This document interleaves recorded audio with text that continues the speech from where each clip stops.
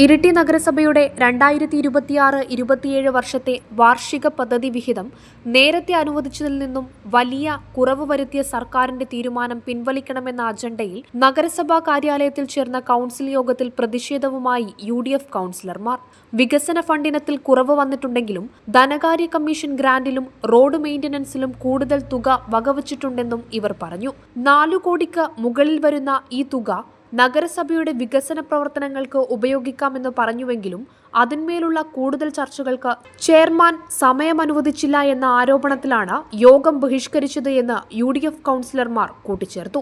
34 പേരുള്ള കൌൺസിൽ യോഗത്തിൽ 3-4 പേർ സംസാരിച്ചാൽ മതിയെന്ന് പറഞ്ഞതും സമയം അവസാനിച്ചു എന്ന് പറഞ്ഞതുമാണ് പ്രതിഷേധത്തിന് കാരണമായതെന്ന് councillor Unnikrishnan KK prime mission ന്യൂസിനോട് പറഞ്ഞു. ആ പ്രമേയത്തിൽ 34 അംഗങ്ങളുള്ള ഒരു കൌൺസിൽ യോഗത്തിൽ അവരാർക്കും സംസാരിക്കാൻ കൊടുക്കാതെ അത് 3-4 പേരെ സംസാരിച്ചാൽ മതി എന്ന് പറഞ്ഞതൊക്കെയാണ് ഈ പ്രശ്നങ്ങൾ വെച്ചുണ്ടാക്കുന്നത്. ചർച്ചയിൽ രാഷ്ട്രീയമായ അഭിപ്രായങ്ങൾ ഉയർന്നുവെന്ന് വികസനകാര്യ സ്റ്റാൻഡിംഗ് കമ്മിറ്റി ചെയർപേഴ്സൺ അബ്ദുൾ റഷീദും അഭിപ്രായപ്പെട്ടു.